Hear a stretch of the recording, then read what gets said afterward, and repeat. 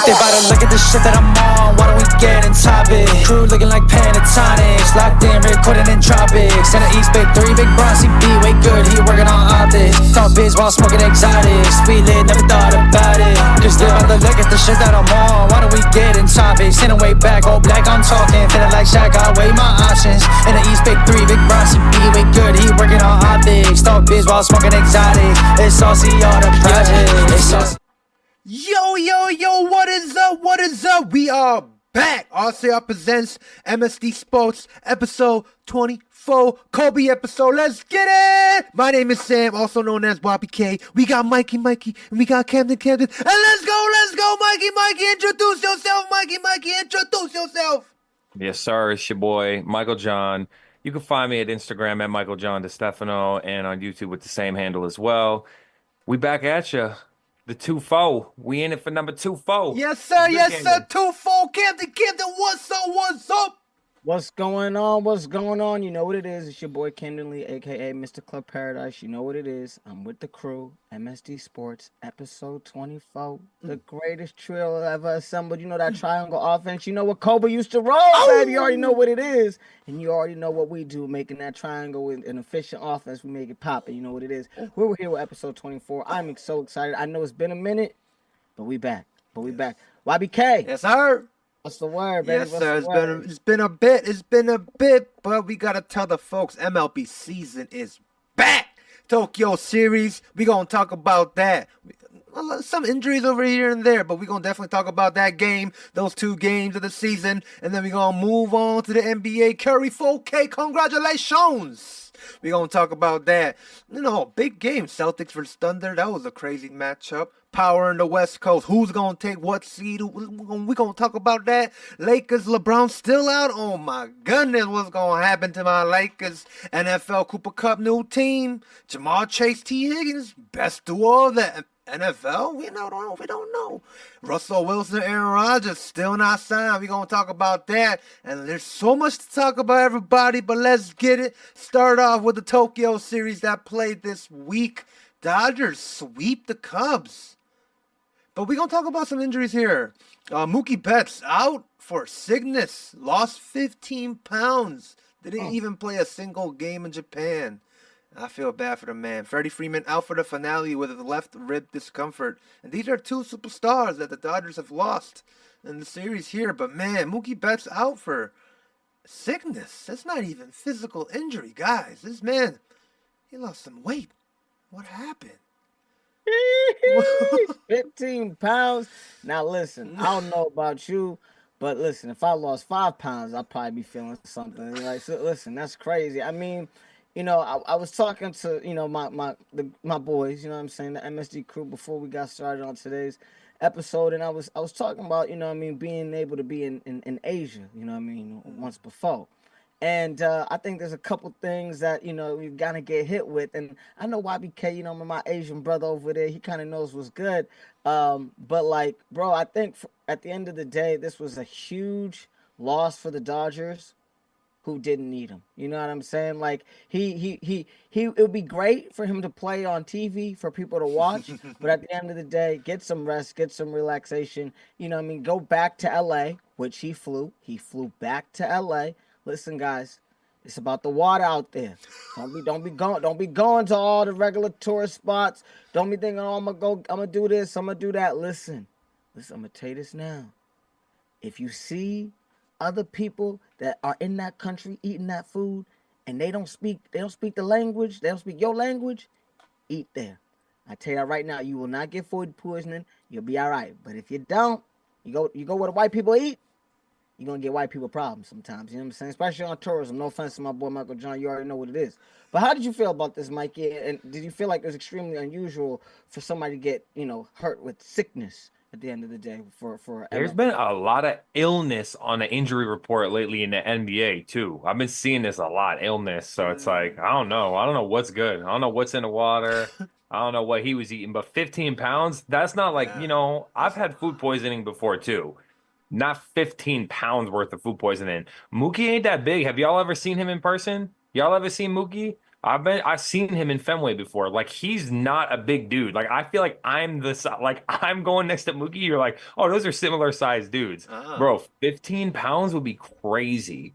That's a lot of weight. It's like he's lost all his water weight too. Maybe he can't hold nothing down. So they don't need it. They have a plethora of riches. Oh, but Freddie Freeman and Mookie can't play. Boo hoo. You know what I mean? It's Mm-mm. like you still gonna whoop the Cubs. Like don't give me like you know what I mean? So it's too bad for the fans maybe out there Yeah, who yeah. in Japan who don't get to see I agree. these players maybe routinely, but I mean, it is what it is. MLB is so long, you're bound to miss some games. I feel like it's hard to. You're not gonna play 162 necessarily. You don't have to if you're the Dodgers. Yeah, I agree. And yeah, we could go on to game one. Dodgers take the Cubs on 4-1, and we have Yamamoto pitching for his first season debut over here. Second year, he's a champion now. He's back at home. I feel like it was set up for him nicely here, and he only gives up 3 hits, 1 earned run, 4 strikeouts, 5 innings, gets the win. Shohei Ohtani, guys. These fans are just here. I'm sure.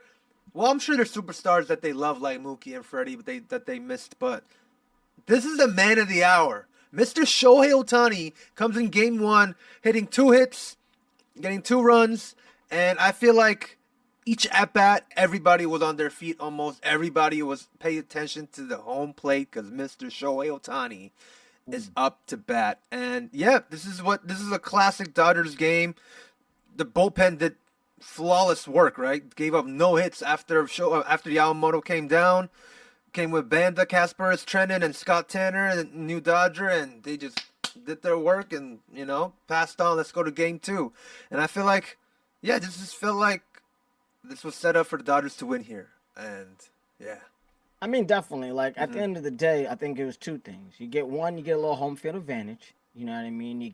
You're home. You're with your peoples. You're feeling the thrill, the spills, the dining, the royalty as you're going to all these restaurants, different hotels, whatever. So you're feeling. Listen, you got the whole world watching. I gotta put on a show. I mean, it was very expected for this game. I was able to tape a little bit of it. It was 3 a.m. when it started over here, or when the festivities were starting. Listen, I was just falling asleep, so it was, it was tough, them late nights. But I think it was great. I think one thing that I definitely wanted to just talk about was Tanner Scott. I think coming into like a big stage, I understand it's like the first game of the season, but he really, I felt like, looked cool, looked ready, and I felt like he's going to really dominate this year. How did you guys feel about the second game? In terms of what the Cubs were looking like, did we just feel like the Cubs were just doomed for failure these last 2 days? I don't know. Is it just me, Mikey? What are you thinking? Kind of felt that way, to be honest. It's like David versus Goliath, huh? The biblical story, but in this case, Goliath ain't going down. It's a new age Goliath with these Los Angeles Dodgers here. So, and they played very, like early season style and kind of mimic how it might look in a playoff game. Like starting pitcher only pitches like 3-4 innings, right? Each game. Like then your bullpen just takes care of business. 1 inning for you, 1 inning for you, 1 inning for you, 2 innings for you. Like, so it felt like a nice game to kind of jumpstart the year. You're kind of feeling out like how's everyone going to perform. I will say I was happy that the Japanese bred pitchers pitched well. Cubs lost that first game, but Imanaga pitched well. He had a perfect And game. Yamamoto pitched well as too. Yep. So they performed, and like that's kind of like where you wanted to almost see like, yeah, we want to see home runs just like we want to see alley-oop slam dunks. But if you're a real fan of like the nitty and gritty of the game, like a dominant pitching outing is like a dominant defensive performance in a basketball game. Like it's fun to watch as a fan. Yeah. One thing I want to bring out in game two was this was Roki Sasaki's MLB debut, guys. So he did it in Tokyo Dome, but it was good. 3 innings, 1 hit, 1 run, 1 run, 5 walks though with 3 strikeouts. He pitched 56 pitches and only pitched 25 strikes. So this is where I'm coming here. It's like, all right, like you didn't get the win, but this is your debut.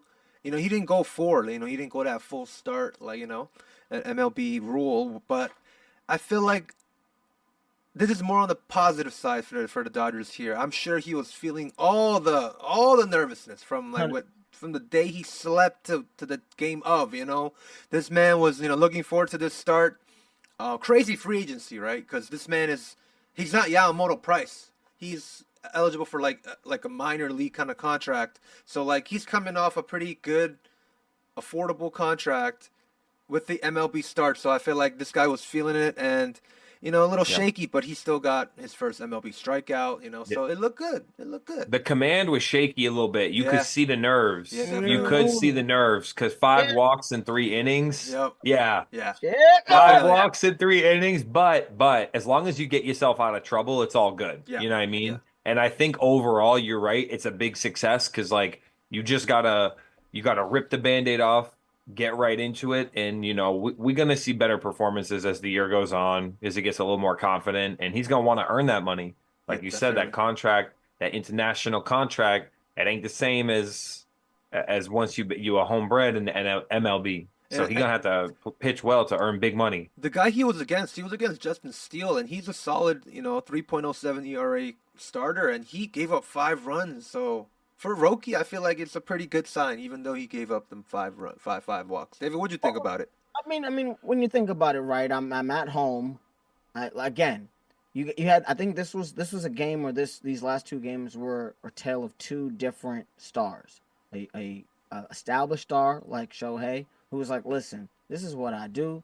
This is my life. I know how the MLB works. I know how this works. I know where to eat. I know where to stay. And then you got a new guy kind of coming in on the same team, kind of in a similar fashion where it's like, okay, I'm learning the steps. How am I supposed to get ready for a big game? And like you said, YBK, I think it was a success because of the fact that, hey, like on the biggest stage, when the nerves are at its finest, like it's like a World Series game 1 for you. Yeah. Like for you, maybe not for the rest of them because they're playing the Cubs or whatever, but at least for you, like this is your World Series game. So the fact that you can only have 1 earned run with 5 walks, like that's a very impressive. I would say pitcher's mind. You know what I mean, and being able to maneuver out of trouble like Michael Jones says. So yeah, I'm really happy about that. Shohei. Your boy YBK, he hit one. How you feel? How you feel, pimpin'? How you feel? He got 1 out of the way. I mean, this is exactly how last year started against the Padres in Korea. Dodgers swept the Padres. No, they lost game 1. But Shohei, I think, hit a home run on. No, did he or not?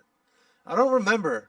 But this is the same kind of vibe I'm getting as last year, and this is what I'm afraid of. Like, Dodgers are looking to get that back-to-back here, guys, and I feel like they're in full force here. Playing in Japan too, for like the story of 2025 to start off in Tokyo Dome for Yamamoto and Shohei, and even for Sasaki. If Sasaki wins Rookie of the Year here, and if Yamamoto wins Cy Young, and if Shohei gets MVP, bro, this is gonna be broken for 2025 for these Dodgers, and they're looking dangerous here. Yo, you hoping a lot. My question is, and this is really what I want to know: do we think Shohei is going for 60? You think this is the year where he did 50 last year? You think he could do 60 this year? What's the over under? What you think all 60? I wonder if he's on pace. On pace. I'm just wondering. Listen, guys, you know what I'm saying? If any of our fans want to, call in, text in, DM one of the 3 of us about, maybe a little Shohei, you know what I'm saying? A little parlay, or a little future. I'm just saying, boy look hot. 60 is gonna be crazy. Boy, he look good. I mean, if he's not gonna pitch, then he has the chance to hit 60. But if he's gonna pitch, I don't know. Those numbers might drop. Yeah, because then if you're right, because he might have a couple less at bats on the games that he pitches. And they said that like he might not even run more if he starts to pitch. So the stolen base might drop too. So yeah, it's gonna be interesting on how they're gonna use Shohei, because now like we saw him pitch in the mound. Like he didn't play a spring training game as a pitcher yet, but he's still practicing on the mound. So we don't know when they're gonna deploy Shohei to the rotation. But in my opinion, I wouldn't. if I was Dave Roberts because I have so many starters waiting. I already have my new Blake Snell. I have Tyler Glasnow from last year. Got Roki and Yamamoto. Kershaw's back. That's already 5. There's like Dustin May. There's freaking like Knack, that guy, that minor leaguer that stepped up for the Dodgers last year. That's already 7 players without Shohei. So I would keep him as DH if I was Dave Roberts. You want to know something, Camden? It's minus 230 at DraftKings Sportsbook for 40 home runs. 40, okay. So that's 40. So, I mean, it's a lot to ask for 60, but we could see a 50 piece. Okay. I can see a 50 piece again. But another 50-50? That's unbelievable. 50-50 and 10 wins.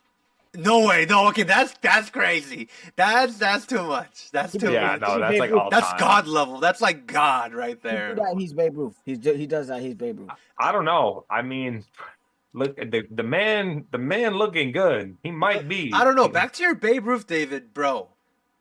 I don't know if you guys saw the social media post I did with the St. Louis State Museum.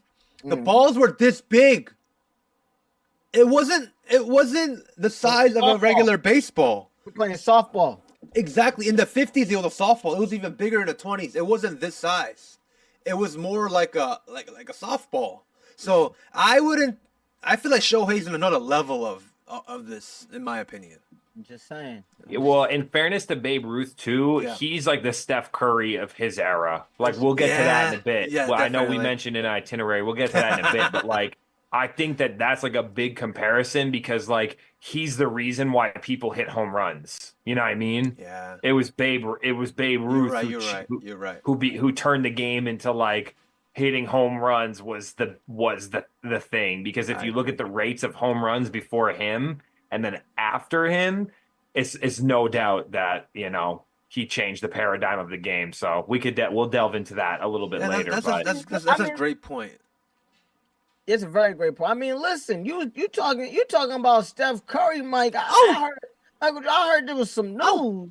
I heard there was some hot stuff on the stove that, you know what I mean, you had to let the people know in terms of what this boy's doing in terms of breaking some records. What happened? I guess it's a perfect segue if we're ready to talk about it, because we got some big records. We got some big records that have been shattered in the NBA. So Mr. Stephen Curry has officially surpassed 4,000 career made 3-point shots. First player ever to hit 4,000 career made 3-pointers. So the greatest shooter of all time, without a doubt. Implications. What's your thoughts on this? Because I feel like this is an interesting discussion to be had regarding this Curry's breaking this record. I mean, there's two things I gotta say. Two things I definitely gotta say. First off, shout out to the GOAT, the greatest shooter of all time, Steph Curry. When I tell you you've done things that other men only dream of and have been able to change the NBA in a way that we only could just be grateful to watch, I'm with you. You know what I mean? 4,000. If you wasn't injured, boy, you would have had at least 6. That's how I feel. If the man wasn't hurt those so many years with them ankle injuries, he came in with them, not them baby goat ankles, you know what I'm saying? If he didn't have numbs, I'm surprised he just got to 4. Is it just me? I don't know. Is it just me? Because I'm confused. I'm confused. I think he is the greatest, one of the greatest players in the history of the NBA. I think he is one of the transcenders of the league, just like we talked about in the MLB recently, in terms of the Babe Ruth. You know what I mean? People want to shoot threes because of Steph Curry. I'm just surprised he's only got 25,000 points and 4,000 threes. That's crazy to me, because I feel like he should have more. He should have more. He could have more. I mean, I feel like he's shot so many that like I'm not surprised that like I mean, it's still all-time record here, 4,000. He missed basically that whole COVID year, remember? Because he broke his finger or something, right? Was it his finger? I think he broke his finger or hand or something that year. And obviously the season was shortened. So the Golden State didn't do nothing that year. He basically didn't play that year. And you're right. One of his first few years, he missed His like, third he year, injured the he only played ankle. 26 Yeah. games. Yeah. Yeah. And missed like all those games. So I think it still would be similar. The percentage there, maybe he'd break 5,000. I think the 6,000's a lot. He'd have to have like come in out of high school if you want to and shooting like that. But I think his time in college, he was the first. Remember Jimmer Fredette? Remember watching Jimmer shooting the lights out, but he came to the NBA and it didn't quite translate. I think Curry really translated being a great shooter and those crazy handles too, because he's got a crazy handle as well. Let's not forget. His first MVP season was the most. Well, yeah, his first one was still crazy, but his handles that season was crazy, guys. It was unstoppable. Like this man would be, he almost looked like he was teleporting on court. It was crazy. It was just like jaw dropping. And I want to go back to what we were saying about, man, this man Stephen Curry, the greatest shooter of all time, changed the game of basketball. I mean, the 3-point is like Stephen Curry now, right? 4-time champion. He himself carried his team to the finals and won.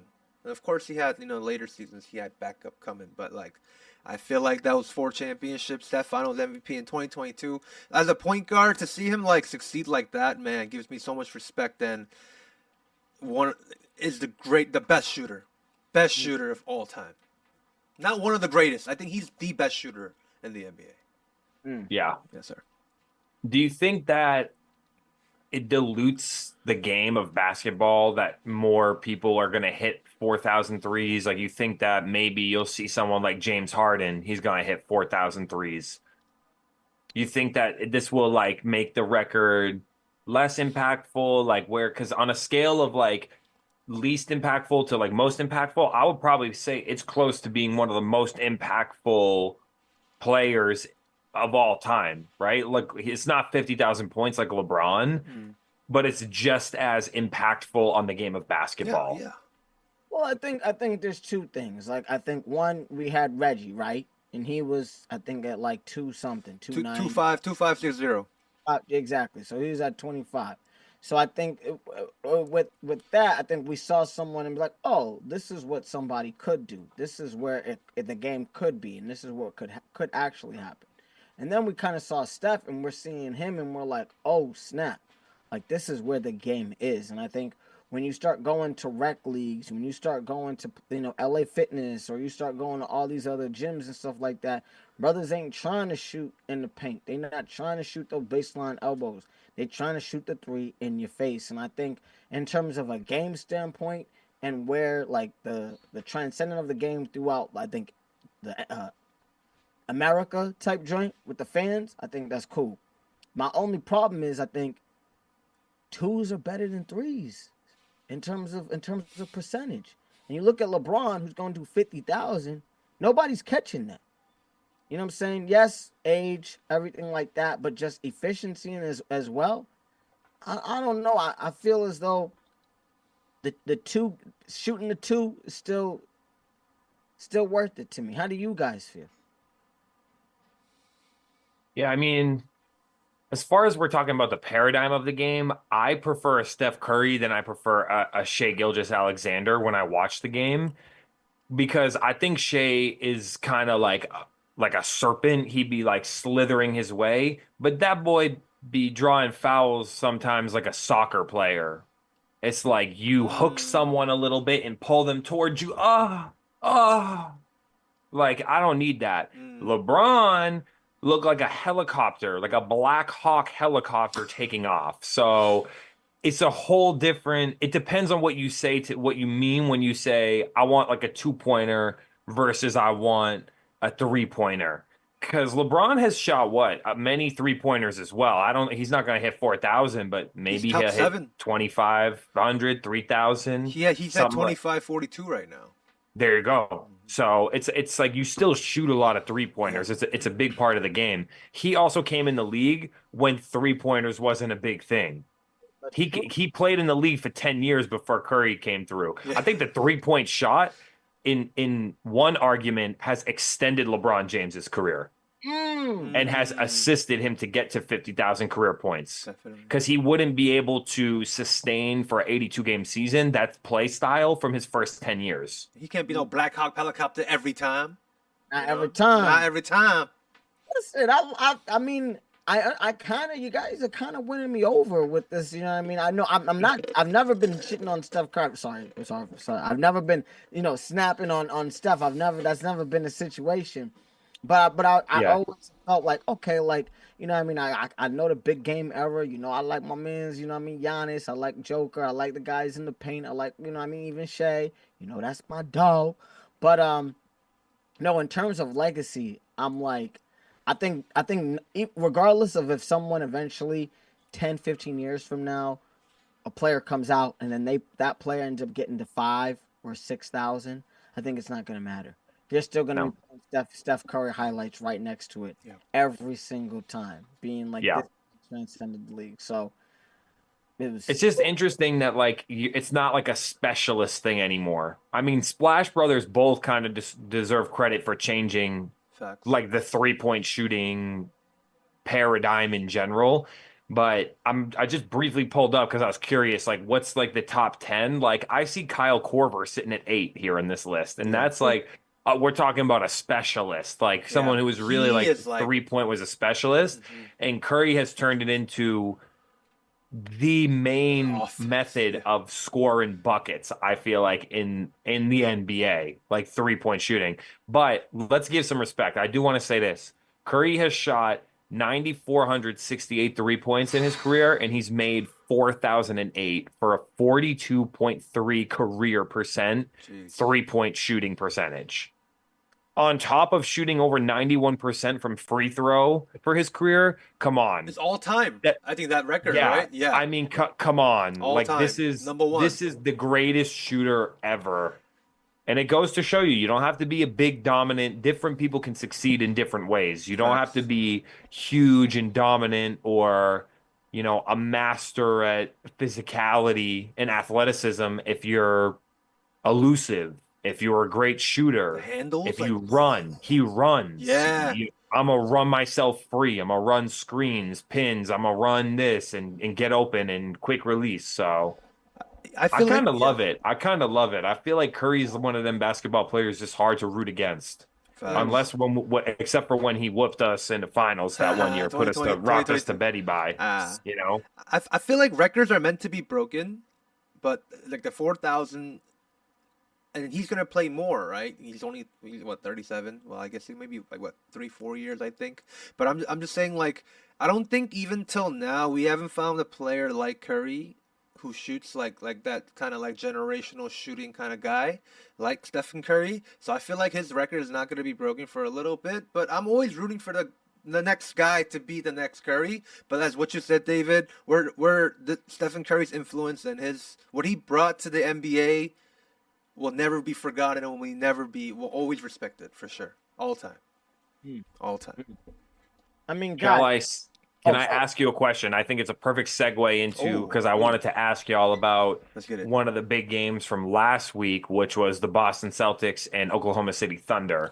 And I feel like 3-point shooting is a really important part of this story and this idea in general. So last week we had the big dogs meeting in Boston too. Big dogs, Boston Celtics and Oklahoma City Thunder.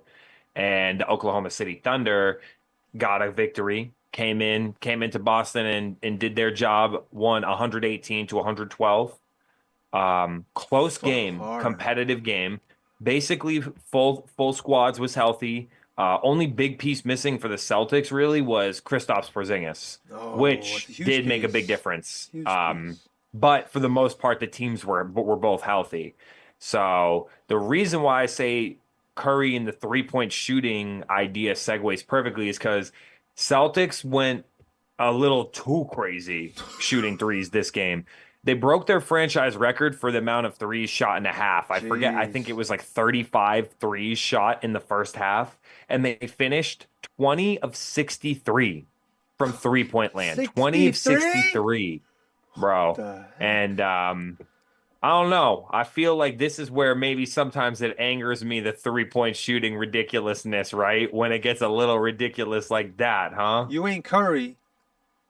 I mean, guys, and this is what I'm saying in terms of, like, we talk about like Steph Curry, and you know what I mean, in this previous segment where we're saying, okay, like revolutionizing the game, and then we talk about this game where you go, you know, what I mean, 20 for 63. Jeez. I think that's just insane. It's you know what I mean, less than 30%. You're at a point where, you know what I mean, it's just clank, clank, clank, clank, clank 40 times.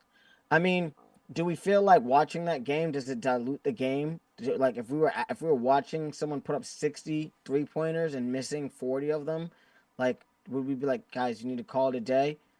I don't know. I mean, the Celtics are hot and cold when it comes to the 3-point shot. They built a team off of it. You know, at the end of the day, that's their bread and butter, and that's what they go to. But yeah, I mean, I don't know if that's gonna work in the playoffs, pimping. I'm sorry. I don't know. I don't know how you feel, YBK. I feel like I'm looking at the box score here on the Celtics, and yeah, like Jaylen Brown, I'm sure he had just an off day. You know what I mean? It happens to everybody. Jason Tatum, leader, 33. I mean, he was efficient, you know, plus 4. But yeah, you can't get Jaylen Brown being like that, especially in a playoff game like this. And Dan, you were right, Mikey. These guys, even in the bench, they be trying to score these threes, and you know, very unsuccessful this game. But when you look at the box score in terms of like the quarters, like it was well fought. Well, I guess in the fourth it kind of took over, because you know, it was pretty tight kind of going, and then the fourth quarter I feel like the Thunder kind of took off there for a little bit, and then took the lead and got the game.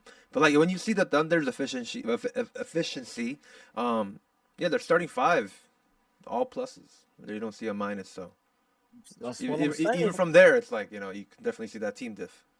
Oh, you know what? They was missing what's his name? Jalen Williams, I believe, too. Yep. I don't think Jalen Williams played that game because I think he been hurt. Yeah, He hurt Wiggins himself. played. Aaron Wiggins played. So that's also, they were missing one key piece in a way as well. So each team was kind of missing like one big piece, yeah. but I do feel like that's the difference in a way. Like it's a little bit too much threes, in my opinion. If you're like Tatum went 4 of 13, he still carried us in a way from a scoring perspective because he was attacking and at least putting the shots up. But JB, man, he was nowhere to be found. He really was. He was MIA that game. And I don't think that you could bank on JB going for 10 points and 5 of 15, maybe more than once in a 7-game series. I mean, to be honest, I'm not 100% sure on that, because at the end of the day, like when it comes to the Thunder, you got SGA, one of the great point guards of the league, able to do what he's got to do, make it nasty, aka shooting guard, you know what I'm saying? But then you got Lou Dort, who is one of the greatest on-ball defenders of this time. So you put him on JB.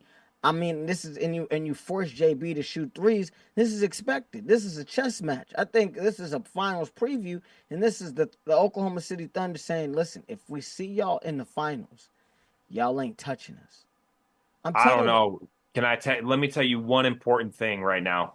If you guys have watched basketball in the playoffs, you know there's something, like regular season is different. Yep. In playoffs, they call it a playoff whistle, right? You're not worried about your boy? You're not worried about the MVP, everyone's MVP? He ain't my MVP. I think he's the second place MVP, in my opinion. If we're talking about who's the most valuable player, I think the second most valuable player in the league is Shai Gilgeous-Alexander. My question is he going to get the whistles? We know they call the game differently in the playoffs, y'all. 100%.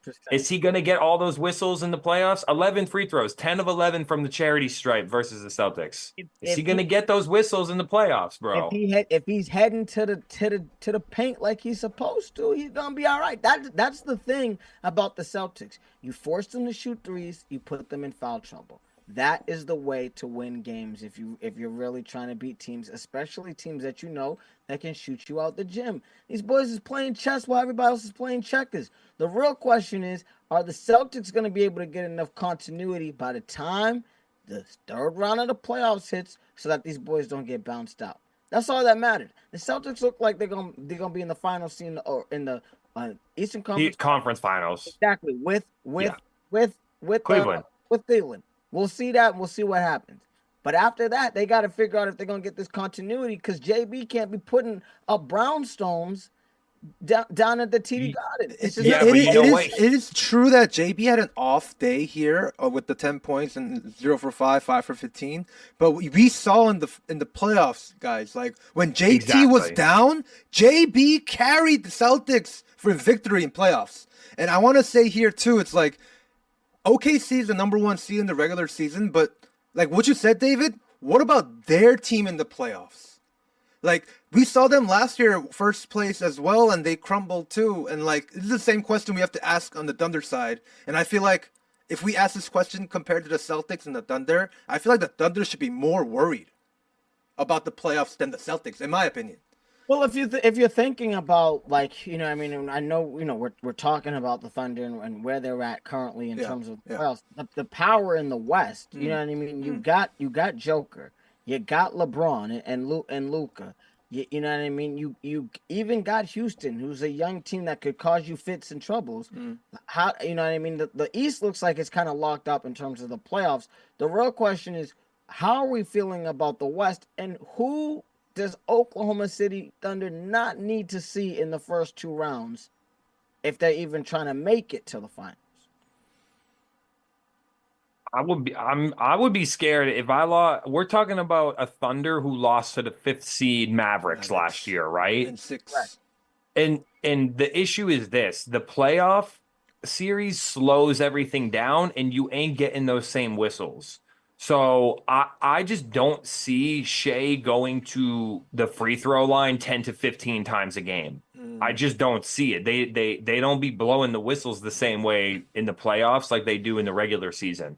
Now, the question is, can they have a performance like how versus the Celtics? Can Chet go for 25 and 15? Because if you got Big Boy putting up those numbers, all right, we talking it's going to be an issue for some people's. If you got Lou Dort shutting down like a bona fide defensive player of the year candidate, shutting down your number 1 option, people are going to have some problems. That's an issue. I'm just not so sure that I feel the fear of the bench players. Who would you say that the Celtics have a more fearful bench, the Cavs have a more fearful bench, or the Oklahoma City Thunder? I'd be afraid of the Celtics. Right? Because Celtics got put out a offense. Celtics put out a brand new 5, and I had to put out a brand new 5 of my team. I'd be shook. Brand new, not a mix and match, like brand new. Because then, you know what I'm saying? Peyton Pritchard could give me fits. That boy, my boy put up 40 the other day, something like that. Pritchard, Hauser, Horford, Cornette. Yeah, that's exactly. Big Al's going to play off the bench. You know that because if Porzingis is well rested and ain't hurting, Al will come off the bench, bro. So it's going to be hard. Sam Hauser can shoot the lights out too. And we got some good wing defenders as well. We've picked up some players along the way. So I think that this could very well be a finals preview. I just need to see Oklahoma City Thunder maybe win 2 playoff series in convincing fashion, and then I'll say, okay, I'm all in on them. I'm not 100% sold on them, but I will say they deserve respect for this win because the Celtics let this one slip away, and the Thunder seized the opportunity to win a game on the road. So you got to give them respect for it. You know, I'm not underestimating them. I just feel like I'm not going to glaze them like some people. I feel like Oklahoma City has been the team getting glazed. And in my opinion, it's the Cavaliers who deserve that because they've kind of shown me a little bit more. I feel a little bit more scared about Cleveland than I do about Oklahoma City, even though the Celtics lost twice to Oklahoma City. I feel like it's a different breed in a 7-game series. Definitely. So. YBK, how do you feel about the kind of the landscape of the Thunder even getting to the finals with the powerhouses that we have in the West? I feel like as I talked about like in playoffs, like I like what Mikey said about the playoff whistle. Like this is a different beast. That's why we talk about Braun playoffs. Braun in the playoffs, we all know, transforms into a monster. So this is where it's like, can Shea turn to, can he turn up? Can he turn to that beast that can he lead that team to the finals? Because we're looking here like last year, we're seeing they versed the Pelicans in their eighth seed and they swept them. It's like, okay, wow, like we see that. But now they run into Luka, it's like, oh, they lose in six and it's like, oh, like, so I feel like in terms of the standings now, like we're looking at what if they're gonna verse the eighth seed here, right? If the playoffs ended today, they're gonna be looking at the winner of the Timberwolves and the Clippers.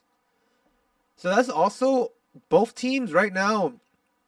They're both full teams as well. So I feel like it could be a good test, but now we have to see the next round, guys. So, you know what I'm saying? They swept the Pelicans last year, easy, 4-0, and then they kind of ran into a little of an issue in the next round. So that's where we have to see in the second round.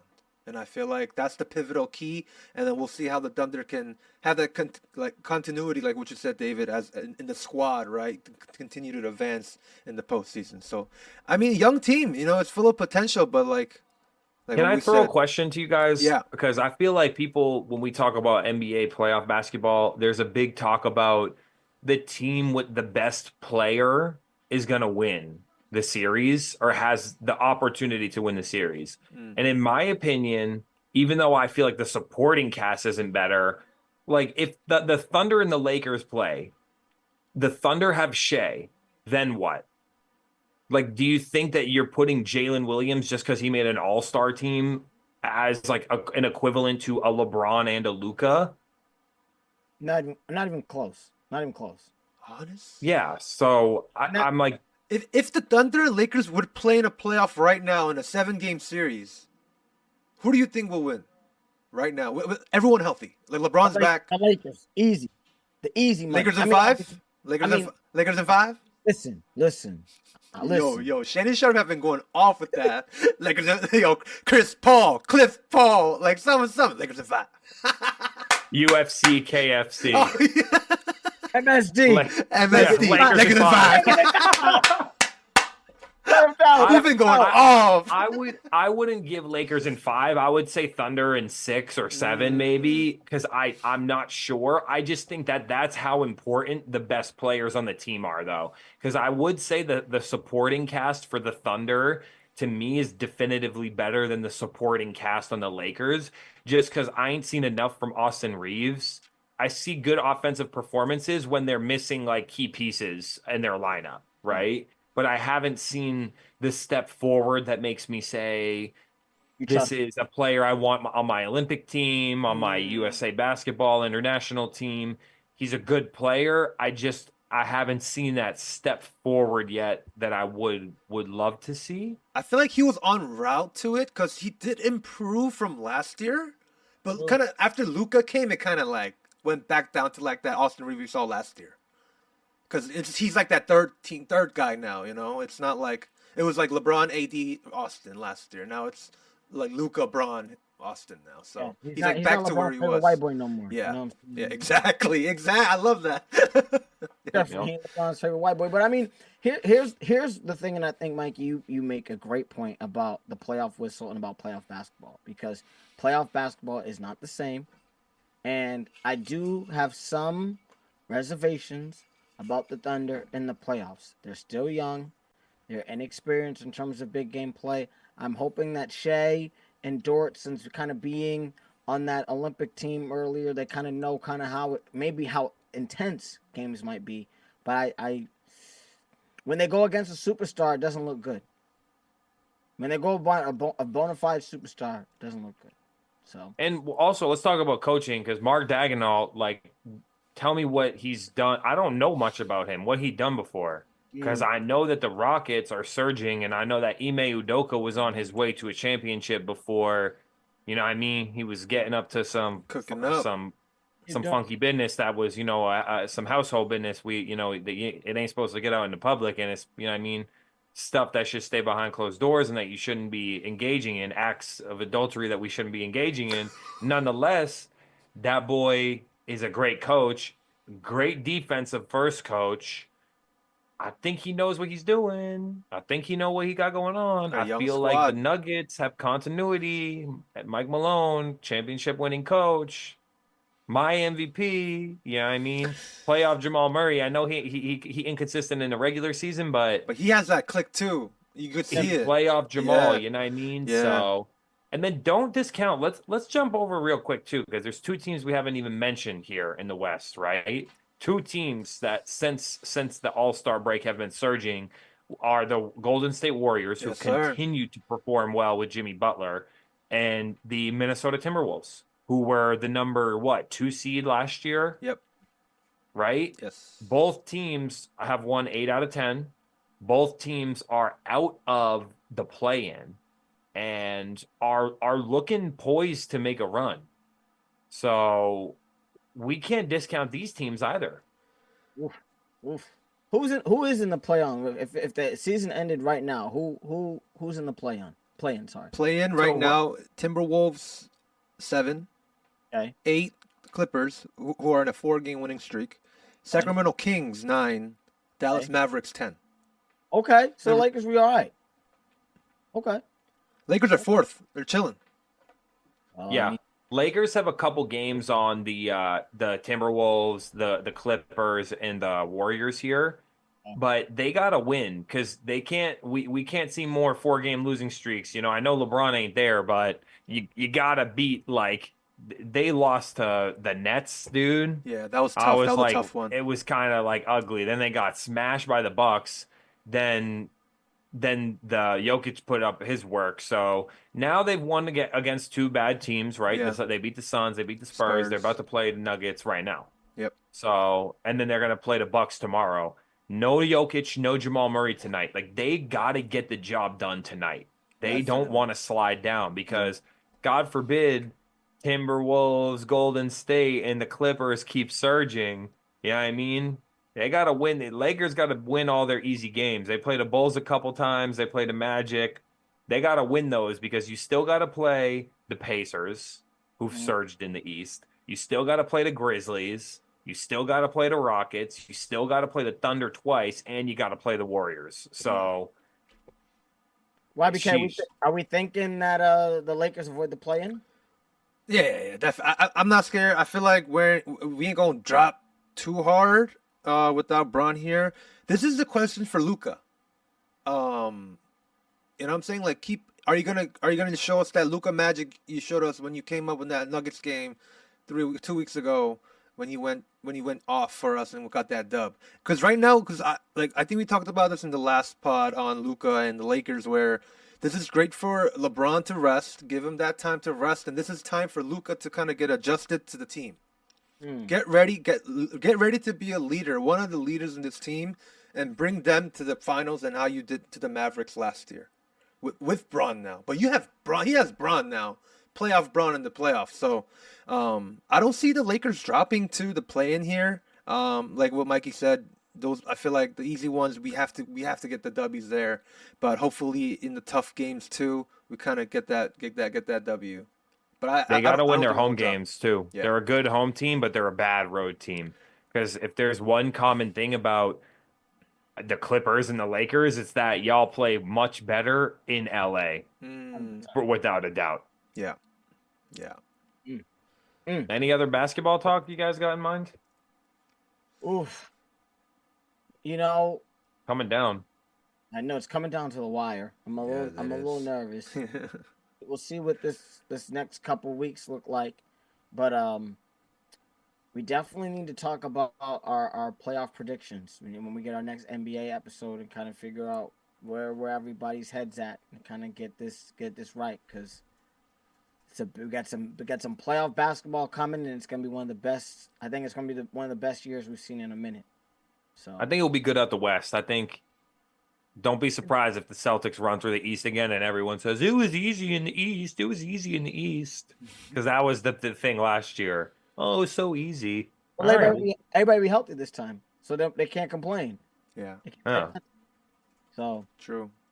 It's like the West is going to be tough, but you only going to have to play the teams that make it to your matchup. So it's like, hey, you ain't got to play all those teams, right? So it's true. I'm feeling like we have a little prediction episode coming up soon because this time next week we're gonna be talking about there's only about one week left That's or like crazy. 2 weeks left of the NBA season. That's insane, guys. How is it Yeah, almost done? so Wow. we got one coming up. One by fast. One by fast. Let's go. Sheesh. Let's get it. Guys, I heard we're gonna talk about something that I really enjoy and that I'm very excited to always talk about. YBK, Yes, yes. what's happening? What's happening? A lot of money has been settled so far in NFL, and our boy Cooper Kupp, who got thrown away by the Rams, released, guys. He didn't even get traded. He's like, bye-bye, thank you for the service, thank you for a Triple Crown, Super Bowl championship 2020, and bye-bye. We gonna get Devontae Adams. Bye-bye. But Cooper's like, oh, no, somebody call Seattle Seahawks, everybody. Signs Cooper Kupp in a 3-year, $45 million contract. He expects to get 15 AAV. And I mean, this is a big discount than what he was about to get by the Rams, by his contract there. But I think this is a pretty good deal for both sides because Cooper Kupp now is back home, guys. Let's talk about this. How do you feel about Seahawks losing DK and getting Cooper? Mike, you want to go first? You want me to go first? No, you go first.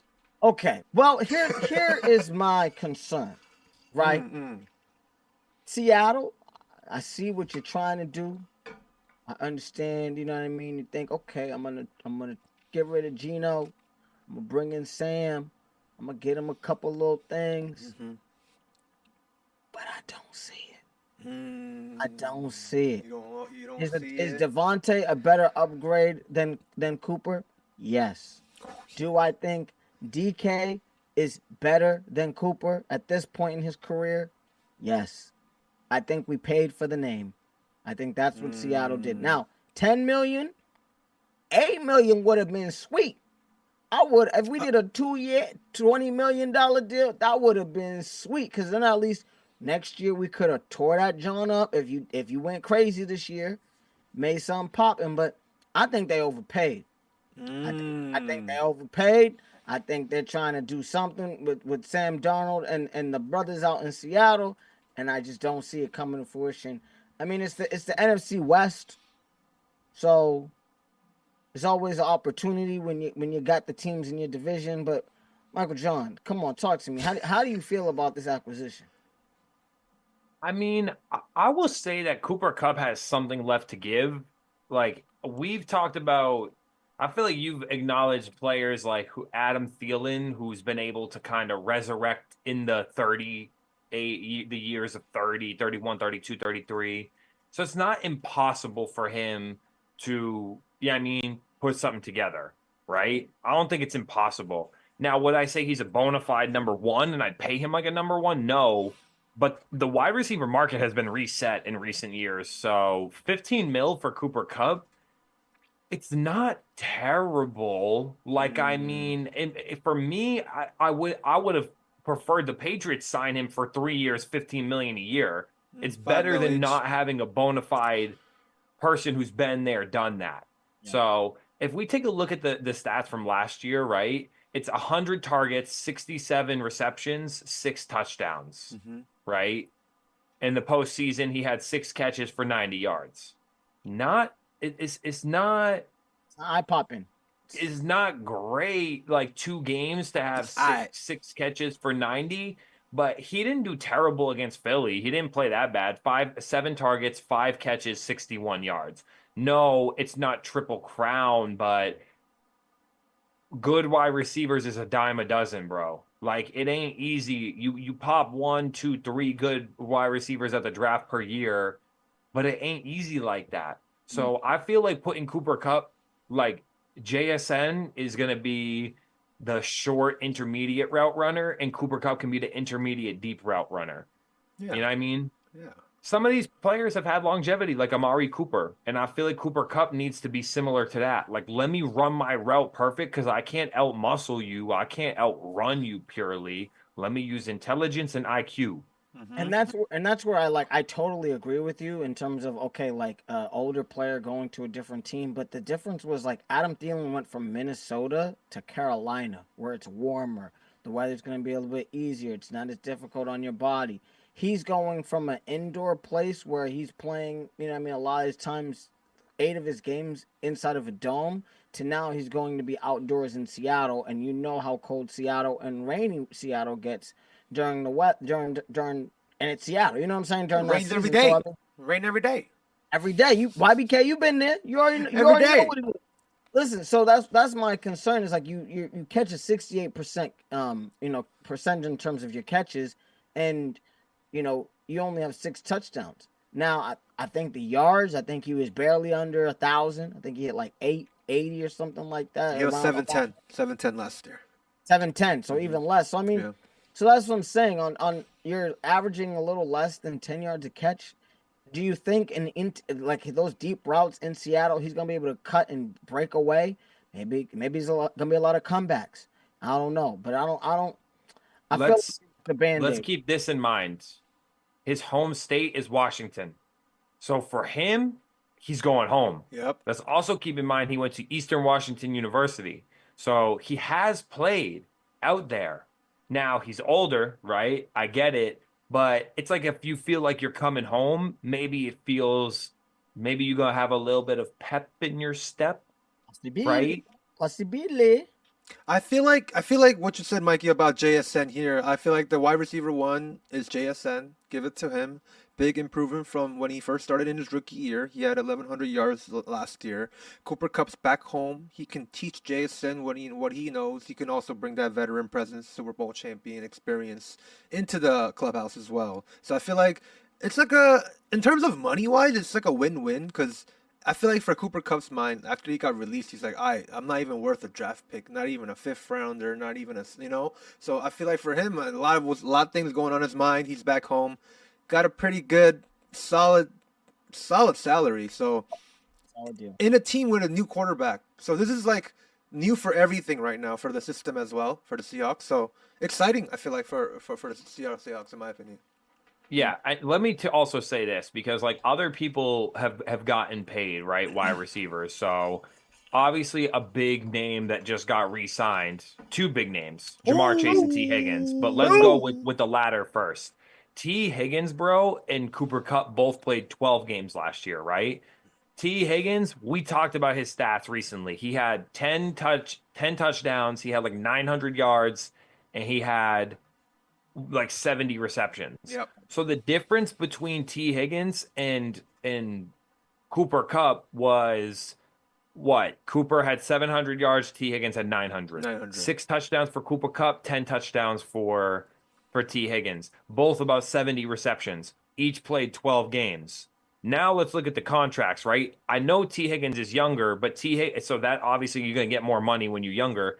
4 years, $115 million for T. Higgins, and 3 years, $45 million for Cooper Kupp. So I feel like, you're getting your money's worth in Seattle. It's almost like a hometown discount because I feel like other teams probably might have even tossed him 20 mil. Wow, looking at the market, like they'd be playing crazy because that's a lot of money. 4 years, $115 million for T. Higgins. This is the thing though, and I think this is the number one thing, you guys, when you guys are talking about the numbers and we're talking about paying people, it's the tutties. Those extra tutties is the difference between you winning and losing a game. Those extra tutties are the difference between you breaking away from your receiver and you not breaking away from your receiver. Those tutties is scheme versus player, and I think that's where you're just like, I saw T. Higgins do some things last year, even in the 12 games that he played, that I was like, oh my gosh, if this dude is on the field, he is unbelievable. I've seen Cooper play a game, didn't even know he was playing. Didn't even know he was on the field. Couldn't tell. So that's where I think that there's a difference where it's like if you're a game changer, like when it comes to the Bengals, we're like, hey, like we really believe that like these guys, Chase and Higgins, are the absolute 1 and 1A of the league, compared to Cooper, who's coming from McVay, who has an amazing offensive system, knows what he's talking about, can scheme you open if he wants to. us seeing Puka kind of step in and look like, oh, a young dude who could kind of catch the ball. It doesn't matter what round he was drafted in because we can make it happen. So we will see what happens during the middle of the season. I think they'll be hot in the beginning, but once them bones start to get a couple more hits, then that old man John get them knees in the cold, we'll see what happens. I feel like, it's very true about the Teddies, too. And I want to add on the age, too. 26 and 31, right? It's like those 5 years is valuable. And I feel like the Bengals trying to keep their dynamic duo here. And we did talk about T. Higgins, but I want to talk about Jamal. Tell us. This man, Mr. Jamal Chase, signed the extension for 4 years. 161 million will be the highest paid non-quarterback in NFL history, guys. This guy's getting paid $40.25 million per year AAV, everybody. And I'm saying these Bengals are spending an average $125 million per year on 3 players. Joe Burrow, $55 million. Jamar Chase, now $40.25 million. Now T. Higgins, $28.75 million, guys. 3 players, over $100 million per year. Uncle Wow. John, do you think you can win doing that? Do you think it's a possibility that you can win games, or are we just filling seats at this point? I mean, I feel like if the defense is good enough, like you was talking about, like the touchdowns can make a difference for the money. And it's like, well, the touchdowns didn't really help the Bengals last year because they couldn't stop the other team, right? So they were forced to kind of throw the ball and push it down the field. I mean, if you look at the combined contracts of the number 2 and number 1 wide receiver and the QB1 for the reigning champions, the Eagles, like the money's not that far off. So I don't see why the big deal. I've been seeing everyone flip out about this, right? That they spent way too much, like they spent way too much. It's like I don't really know if that's true because like the contract for AJ Brown, Devontae Smith, and Jalen Hurts is goddamn close to 100 million as well. Really? And that was signed before, right? Like if you look at the salary hits that they're gonna have, it's close. It's not that far off. Like so I don't see why it's like such a big deal because this is the new market. So now you're not going to have to re-sign these contracts for 4 years. So by the time the next teams have to re-sign it, they're going to spend the same money.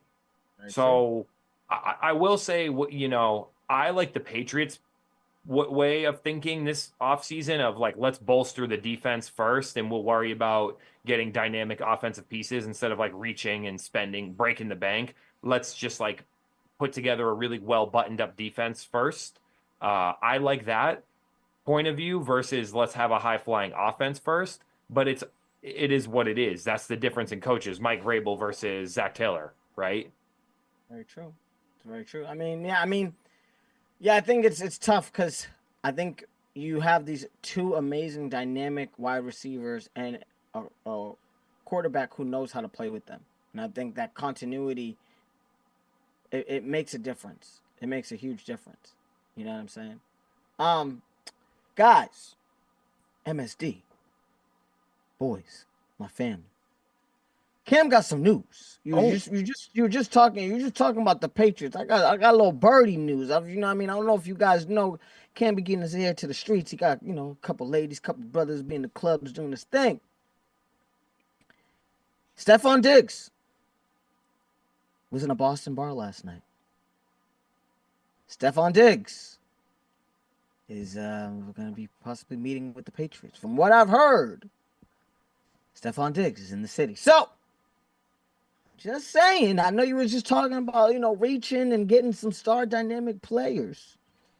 But a big name might be going somewhere. I don't know, though. I'm just throwing it out there. How would we feel about Stephon Diggs to the Patriots? Wish they would have tried to get Cooper instead of Diggs. I ain't gonna lie. Same age, bro. They're the same age, but he ain't coming off of ACL. I love Diggs too. I've always messed with Diggs. He's played in this division before, so he knows what's expected of playing in this division. You know what I mean? He gonna know how to play against the Bills when we have to play Buffalo. But hey, we need someone. I'll take it. I'll take it.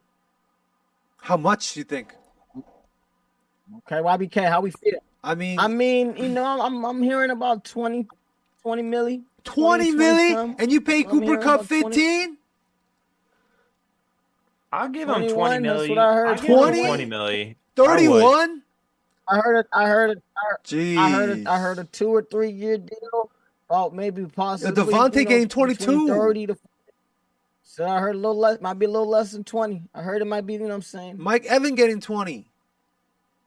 I heard it might be a little 30 milli plus guaranteed. That's all I heard. Damn, I'm thinking like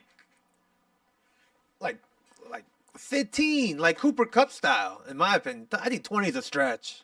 Boston Knight. But I mean, Patriots got money though, right? So got the bread. We got the bread. We need. They can sign whoever they want. But damn, a 20 is gonna be too much. I think, in my opinion, I feel like a 2-year, 30 mil, and 15 mil each would be fair. I feel like that's 2-year 40. 2-year 40 is too much. Cooper didn't want to come here. Damn. Cooper didn't want to come to New England. He was not having it. We called. We reached out. We were saying, "Hey, you trying to we got it." He was like, "Nah, bro, I ain't with that. I'm gonna go home." Damn, bro, that's crazy.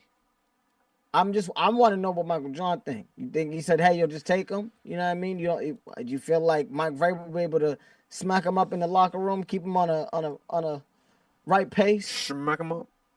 I mean, he was playing pretty well for Houston last year until he went down, right? He was playing pretty well, so I don't want to say like he ain't got it still, but that we need whatever's left. We need some talent in the wide receiver position. I don't care who it is. We need some talent in the wide receiver position for a young, up-and-coming quarterback to throw to. We need a bona fide number one. It's true. Yeah. Oh my gosh. I like that, huh? You're right, bro. Stephon Diggs creeping around New England. I'll take it. Listen, we need something.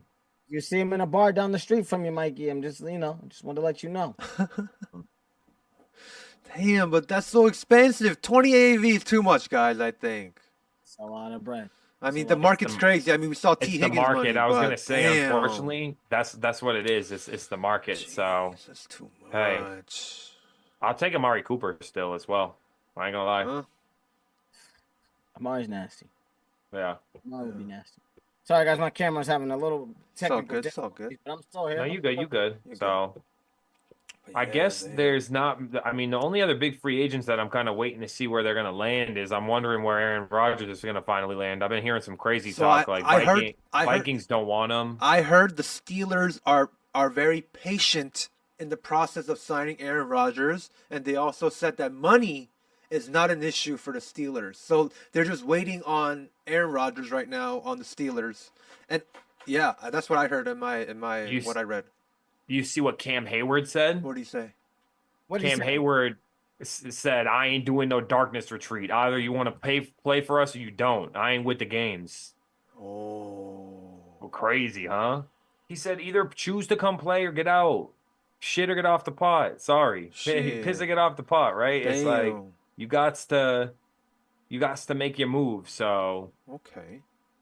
I feel like they kind of going crazy. And then Russ was meeting in Cleveland. I'm like, oh, Russ in Cleveland. I heard Russ is also interested in joining the Giants right now. Hey, He's he's a quarterback favorite there. too, So so. yeah, he's favorite. Like he wants to play their type thing. So I mean, two quarterbacks that are veteran presence, great quarterbacks, can change the team's outcome. I feel like a little bit now, not as much Yeah. as what they were, but a little bit. Look at the I'm Steelers. excited to see where they land. Yeah. I want Jameis to end in Pittsburgh. I ain't gonna lie.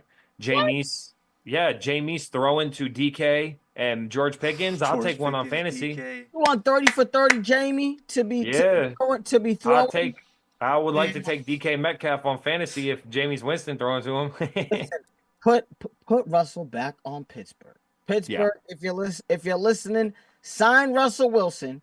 You got his old man's. He's gonna feel great. The boy just got engaged. Russell Wilson and Sierra hooked it up. So just do what you gotta do and make it popping. You know what I'm saying? I know be a little diva. I know be difficult. But come on. Just run it back. Because Aaron Rodgers is not the answer. He need to go somewhere and mentor somebody. I don't know though. I don't know. No. Do we think either one of these players are gonna get signed by the time the draft starts or before or after the draft? When's the draft? We'll see. April. April? Yeah, we'll see. I don't know. We'll see. I think so. I think we'll see Aaron Rodgers' domino fall soon, and it depends on where. If he goes to Pittsburgh, obviously, then Russ ain't going to Pittsburgh, but maybe Russ will still stay in Pittsburgh if Aaron Rodgers ends up a New York Giant. So, Wow. and they're gonna take a lot of QBs off the board, but this year's QB class ain't looking crazy. You know what I mean? True. So, we'll have to see. I mean, we got the draft coming up in April. You already know we're gonna have a huge episode for that and figure out who's getting drafted. There's Travis Hunter, Cam Ward, Shador, not sure. But I mean, guys, I'm really excited about this coming up this next quarter of sports. I feel like we got MLB. I think we're gonna be able to have NBA playoffs. We're gonna have a little bit more NFL news in terms of draft. How you guys feeling? You guys feeling good? I feel so happy. MLB is back. So yeah, I'm very excited. I think we got a big MLB discussion on the tap for us. Yep. I think we got a big MLB. We got that deep dive MLB app coming soon. Think so? You think we need to let the people know what's going on? Because you know what I'm saying? I don't know. You think they ready? YBK, you think they ready? I think they're waiting. They're waiting. Listen, all right. I'm with it, baby. Let's get this money. Yeah. Oh, you know what I was gonna say as we getting ready to sign off? I was gonna just shout out. Rory got that W, huh, Camden? Yeah, Your boy Rory bat. He won the players. He said, "Give me that purse." Yo, he whooped Spawn's behind in that playoff. I felt bad. Listen, you can't give a man a whole night to think about his dreams. It's not gonna work. This man, he had a chance, and he didn't take the chance. Rory said, "You had me, but you lost me." Yeah. You had me, but you lost me. A big underdog, Sam. Like this dude, JJ Spawn. Like kind of, he was a big underdog. And he got into a playoff with Rory McIlroy at the most recent at the TPC Sawgrass Players Championship, and he played well, but he had a chance. He had a putt to win the tourney. He had a putt to win the tourney. He didn't sink it. He hit the next putt to go to a playoff, but because there was delays that day, they had to wait till play the next morning because it was too late to continue playing that day. And Rory came in and cleaned up, and JJ Spawn he sailed the green and hit a triple bogey. So he's thinking about that putt the whole night. This brother was drinking. He was either drinking or doing whatever, smoking. He's thinking about that. He's like, I missed that putt. That was a $2 million putt. $2 million. I missed that putt. And Rory's like, Rory's sitting like, listen, I'm gonna let this man fold on himself. I'm gonna show up the next morning and do business because I do this before. And I'm coming for the Players Championship. Listen, you already know what it is, baby. You already know. Come on. Yes, sir. Don't let them. Don't listen. I'm telling you right now. Don't sleep on us. Yep. If you have a chance, listen. We the MSD crew. If you have a chance, you better take it. Because if you wait till the next day, ooh, baby, we coming with it. We coming with it. What you know. Yes, sir. Yes, sir. Yes, sir. You already know. MSD crew is right here, right here. Yes, sir. Yes, sir, everybody. RCR Presents MSD Sports. That was episode 24, Kobe episode. My name is Sam. You can find me at YPK up in here. We got Mikey over here. You can find him at Michael John DeStefano. We got Camden over here. You can find him at Mr. Club Paradise. And you can find us at RCR MSD Sports. We on Instagram, Spotify, Podcast, Apple Podcast, iHeartRadio, all the podcast channels. We in there, and you already know we in there. And we'll see you guys on the next pod. Peace. Yo, what is up? What is up? We are back. RCR Presents MSD Sports, episode 24, Kobe episode. Let's get it! My name is Sam, also known as Bobby K. We got Mikey, and we got Camden. And let's go, Mikey. Introduce yourself, Mikey. Introduce yourself. Yes, sir. It's your boy, Michael John. You can find me at Instagram at Michael John DeStefano and on YouTube with the same handle as well. We back at you. The 2-4. We in it for number 2-4. Yes, sir. Good Yes, game. sir. 2-4. Camden, what's up? What's up? What's going on? What's going on? You know what it is. It's your boy Camden Lee, aka Mr. Club Paradise. You know what it is. I'm with the crew, MSD Sports, episode 24. The greatest trio ever assembled. You know that triangle offense. You know what Kobe used to roll, baby. You already know what it is. And you already know what we do, making that triangle an efficient offense. We make it pop. And you know what it is. We're here with episode 24. I'm so excited. I know it's been a minute, but we back. Back. YBK. Yes, sir. What's the word, baby? Yes, What's sir. the word? It's been a bit. It's been a bit, but we gotta tell the folks MLB season is back. Tokyo series. We gonna talk about that. Some injuries over here and there, but we gonna definitely talk about that game, those 2 games of the season, and then we gonna move on to the NBA. Curry 4K, congratulations. We gonna talk about that. You know, big game. Celtics versus Thunder. That was a crazy matchup. Power in the West Coast. Who's going to take what seed? We're going to talk about that. Lakers, LeBron still out. Oh, my goodness. What's going to happen to my Lakers? NFL Cooper Cup new team. Jamal Chase, T. Higgins. Best duo of the NFL? We don't know. Russell Wilson, Aaron Rodgers still not signed. We're going to talk about that. And there's so much to talk about, everybody. But let's get it. Start off with the Tokyo series that played this week. Dodgers sweep the Cubs. But we're going to talk about some injuries here. Mookie Betts out for sickness. Lost 15 pounds. Didn't even play a single game in Japan. I feel bad for the man. Freddie Freeman out for the finale with a left rib discomfort. And these are 2 superstars that the Dodgers have lost in the series here. But man, Mookie Betts out for sickness. That's not even physical injury, guys. This man, he lost some weight. What happened? 15 pounds. Now listen, I don't know about you, but listen, if I lost 5 pounds, I'd probably be feeling something. Like, so listen, that's crazy. I mean, you know, I was talking to, you know, my boys, you know what I'm saying, the MSD crew before we got started on today's episode, and I was talking about, you know what I mean, being able to be in Asia, you know what I mean, once before. And I think there's a couple things that, you know, you got to get hit with. And I know YBK, you know, my Asian brother over there, he kind of knows what's good. But, like, bro, I think at the end of the day, this was a huge loss for the Dodgers who didn't need him. You know what I'm saying? Like, it would be great for him to play on TV for people to watch. But at the end of the day, get some rest, get some relaxation. You know what I mean? Go back to L.A., which he flew. He flew back to L.A., Listen, guys, it's about the water out there. Don't be going to all the regular tourist spots. Don't be thinking, oh, I'm gonna do this, I'm gonna do that. Listen, I'm gonna tell you this now. If you see other people that are in that country eating that food and they don't speak the language, they don't speak your language, eat there. I tell you that right now, you will not get food poisoning. You'll be all right. But if you don't, you go where the white people eat. You're going to get white people problems sometimes, you know what I'm saying? Especially on tourism. No offense to my boy Michael John, you already know what it is. But how did you feel about this, Mikey? And did you feel like it was extremely unusual for somebody to get, you know, hurt with sickness at the end of the day? There's been a lot of illness on the injury report lately in the NBA, too. I've been seeing this a lot, illness. So it's like, I don't know what's good. I don't know what's in the water. I don't know what he was eating. But 15 pounds, that's not like, you know, I've had food poisoning before, too. Not 15 pounds worth of food poisoning. Mookie ain't that big. Have y'all ever seen him in person? Y'all ever seen Mookie? I've seen him in Fenway before. Like, he's not a big dude. Like, I feel like I'm going next to Mookie. You're like, oh, those are similar sized dudes. Bro, 15 pounds would be crazy.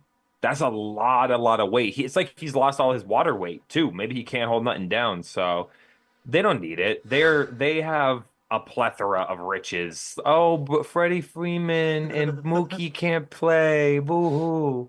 You know what I mean? It's like you still gonna whoop the Cubs. Like, don't give me like, you know what I mean? So it's too bad for the fans maybe out there in Japan who don't get to see these players maybe routinely, but I mean, it is what it is. MLB is so long, you're bound to miss some games. I feel like it's hard to. You're not gonna play 162 necessarily. You don't have to if you're the Dodgers. Yeah, I agree. And yeah, we could go on to game 1. Dodgers take the Cubs on 4-1, and we have Yamamoto pitching for his season first season debut over here. Second year, he's a champion now. He's back at home. I feel like it was set up for him nicely here, and he only gives up 3 hits, 1 earned run, 4 strikeouts, 5 innings, gets the win. Shohei Ohtani, guys, these fans are just here. I'm sure they're superstars that they love like Mookie and Freddie, but that they missed. But this is the man of the hour. Mr. Shohei Ohtani comes in game 1, hitting 2 hits, getting 2 runs, and I feel like each at-bat, everybody was on their feet almost. Everybody was paying attention to the home plate because Mr. Shohei Ohtani is up to bat. And, yeah, this is a classic Dodgers game. The bullpen did flawless work, right? Gave up